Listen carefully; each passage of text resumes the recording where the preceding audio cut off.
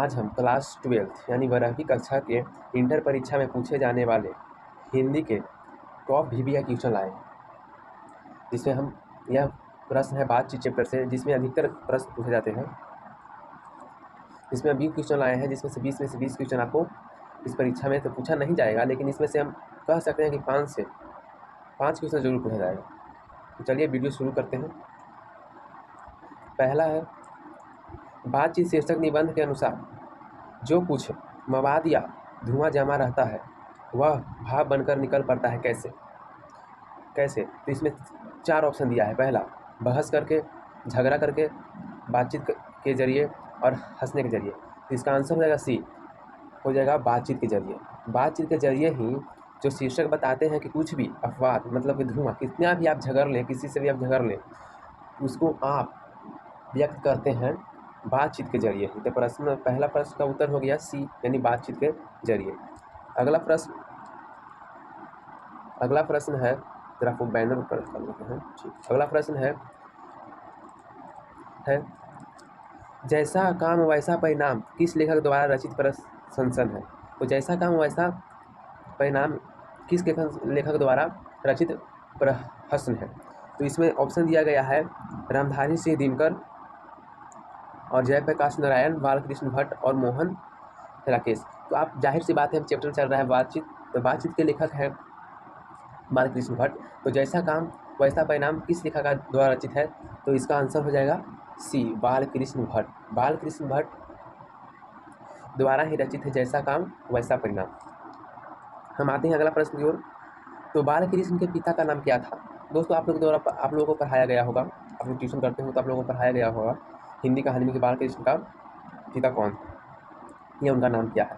तो बालकृष्ण के पिता का नाम है बेनी प्रसाद भट्ट। बेनी प्रसाद भट्ट ही बालकृष्ण जी के पिताजी हैं। अगला प्रश्न है, दमयंती स्वयंवर किस लेखक की रचना है? अगला प्रश्न है, दमयंती स्वयंवर किस लेखक की रचना है? तो इसका आंसर हो जाएगा सी, बालकृष्ण भट्ट द्वारा ही दमयंती स्वयंवर रचा गया है। बालकृष्ण भट्ट ही दमयंती स्वयंवर को रचे हैं। इसका आंसर हो जाएगा सी। बढ़ते अगला प्रश्न की ओर। बालकृष्ण भट्ट की रचना बातचीत क्या है? बालकृष्ण, यहाँ पर पूछा गया है कि बालकृष्ण की रचना बातचीत क्या है? तो यहाँ पर इसका ऑप्शन हो जाएगा ललित निबंध। यह एक ललित निबंध है, तो इसका ऑप्शन हो जाएगा डी।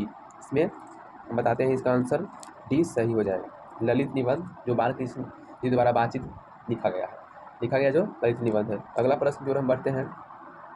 बालकृष्ण भट्ट किस युग के निबंधकार है?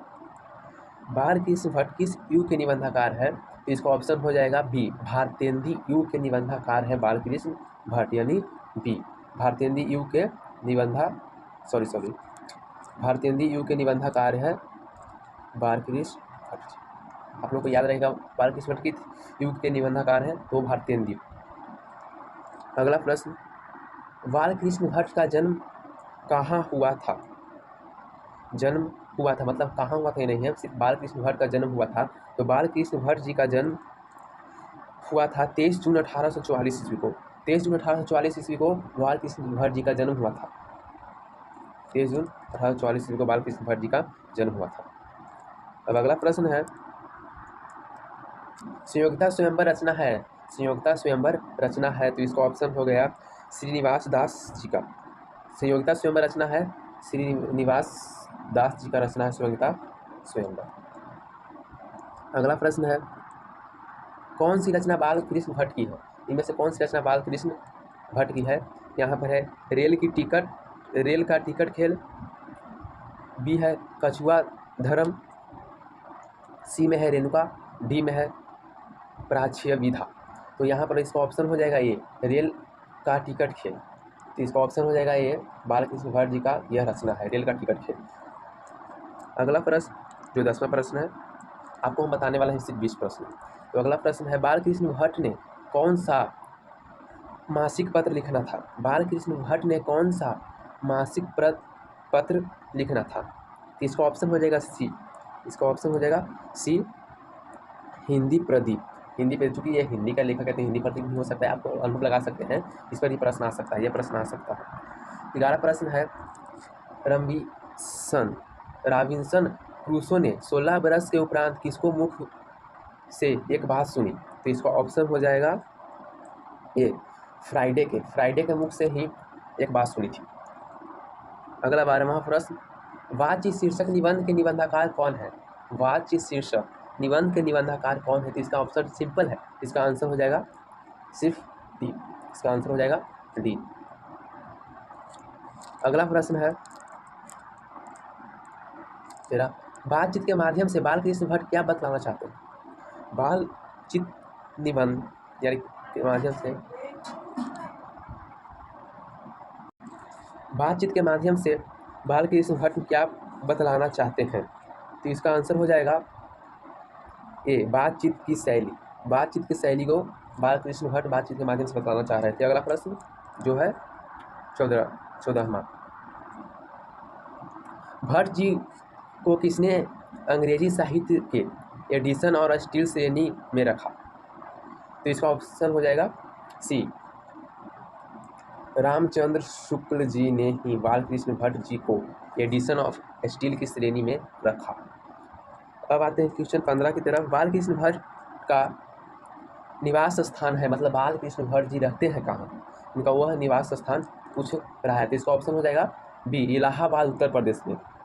इलाहाबाद उत्तर प्रदेश के रहने वाले थे बालकृष्ण भट्ट जी।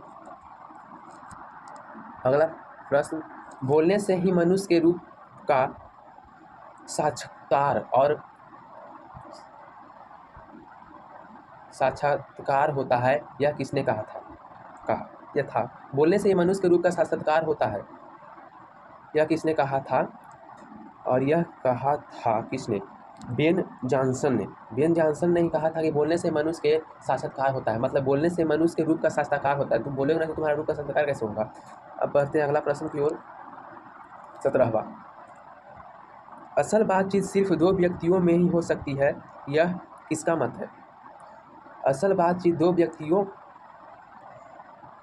में ही हो सकती है, किसका मत है? तो यह मत है एडिसन का। एडिसन ने कहा कि असल बातचीत दो व्यक्तियों में ही सीमित हो सकती है।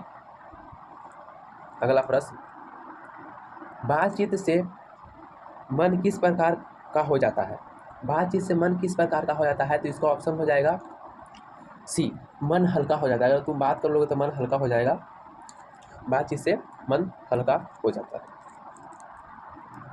19वां, आर्ट ऑफ कन्वर्सेशन कहाँ के लोगों में संवादित प्रचलित है?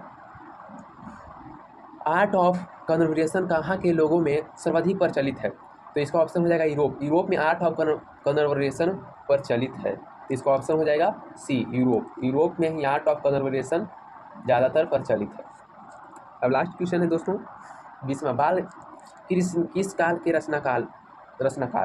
बालकृष्ण किस काल के रचनाकार है? तो इसका ऑप्शन हो जाएगा डी, आधुनिक काल के बालकृष्ण जी रचनाकार, आधुनिक काल का।